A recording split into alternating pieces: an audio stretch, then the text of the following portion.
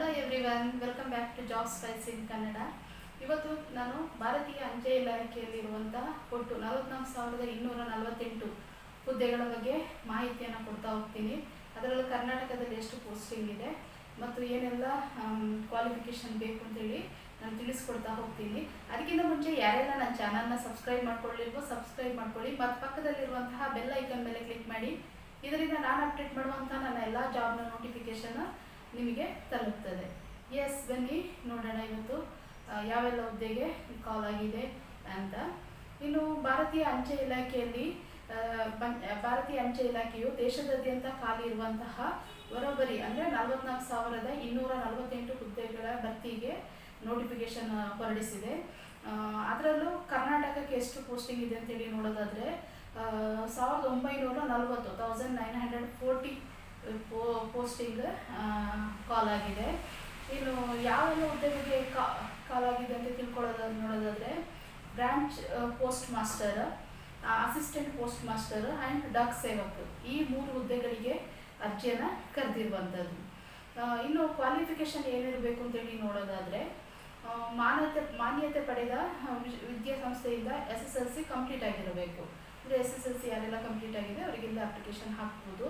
ಮತ್ತು ಸ್ಥಳೀಯ ಭಾಷೆಯನ್ನು ಓದಲು ಬರೆಯಲು ಮಾತಾಡಲು ಬಲ್ಲವರಾಗಿರಬೇಕು ಅಂತ ಇದೆ. ಅಂದರೆ ಕರ್ನಾಟಕದವರಾದರೆ ಕನ್ನಡನ ಓದಲು ಬರೆಯಲು ಮತ್ತು ಮಾತನಾಡಲಿಕ್ಕೆ ಬರಬೇಕು ಅಂತ ಹೇಳಿದ್ದಾರೆ.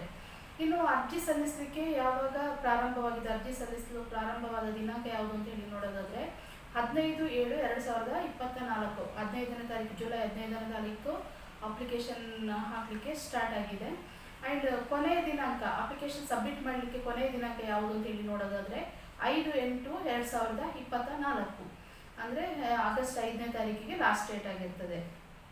ಇನ್ನು ಅಪ್ಲಿಕೇಶನ್ ಹಾಕುವಾಗ ಏನಾದರೂ ಮಿಸ್ಸಿಂಗ್ ಆಗಿದ್ರೆ, ಅಂದರೆ ಏನೋ ನಮ್ಮ ಹೆಸರು ಏನಾದರೂ ನಾವು ಅಪ್ಲಿಕೇಶನ್ ಫಿಲ್ ಮಾಡಿದರೆ ಏನಾದರೂ ಮಿಸ್ಟೇಕ್ ಆಗಿದ್ದರೆ ಅದನ್ನು ಎಡಿಟ್ ಮಾಡಲಿಕ್ಕೆ ಅಥವಾ ಕರೆಕ್ಷನ್ ಮಾಡಲಿಕ್ಕೆ 6/8/2024 8/8/2024 ಆಗಸ್ಟ್ 6ನೇ ತಾರೀಕಿಂದ 8ನೇ ತಾರೀಕು ಅಂದರೆ 2 ಡೇಸ್ ಟೈಮ್ ಕೊಟ್ಟಿದ್ದಾರೆ. ಏನಾದರೂ ಕರೆಕ್ಷನ್ಸ್ ಏನಾದರೂ ಎಡಿಟ್ ಮಾಡಬೇಕಂತಂದಿದ್ದರೆ ಅದನ್ನು ಮಾಡಿಕೊಳ್ಬೋದು.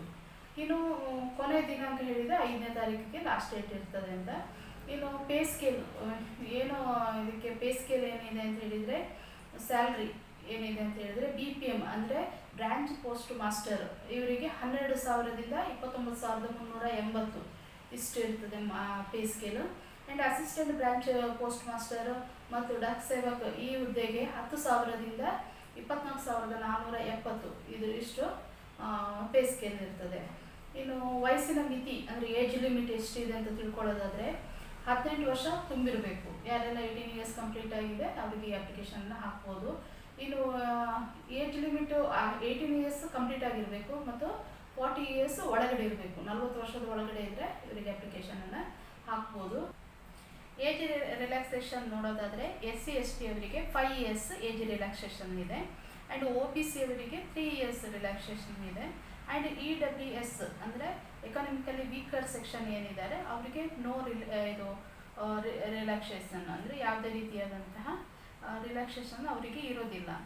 ಆ್ಯಂಡ್ ಪರ್ಸನ್ ವಿತ್ ಡಿಸೆಬಿಲಿಟಿ ಅದರಲ್ಲಿ PWD ಅಂದರೆ ಪರ್ಸನ್ ವಿತ್ ಡಿಸೆಬಿಲಿಟಿ ಏನಿದ್ದಾರೆ ಅವರಲ್ಲಿ ಜನರಲ್ ಯಾರು ಇರ್ತಾರೆ ಅವರಿಗೆ 10 ಇಯರ್ಸ್ ಏಜ್ ರಿಲ್ಯಾಕ್ಸೇಷನ್ ಕೊಟ್ಟಿದ್ದಾರೆ. ಹಾಗೆ OBC ಅವರಿಗೆ 13 ಇಯರ್ಸ್ ಏಜ್ ರಿಲ್ಯಾಕ್ಸೇಷನ್ ಕೊಟ್ಟಿದ್ದಾರೆ. ಹಾಗೆ SC ST ಅವರಿಗೆ 15 ಇಯರ್ಸ್ ಏಜ್ ರಿಲ್ಯಾಕ್ಸೇಷನ್ ಕೊಟ್ಟಿದ್ದಾರೆ. ಇದು ಯಾರಿಗೆ ಅಂತ ಹೇಳಿದರೆ ಪರ್ಸನ್ ವಿತ್ ಡಿಸೆಬಿಲಿಟಿ PWD ಯಾರಿದ್ದಾರೆ ಆ ಕ್ಯಾಂಡಿಡೇಟ್ಗಳಿಗೆ ಇದು ಅಪ್ಲೈ ಆಗುವಂಥದ್ದು.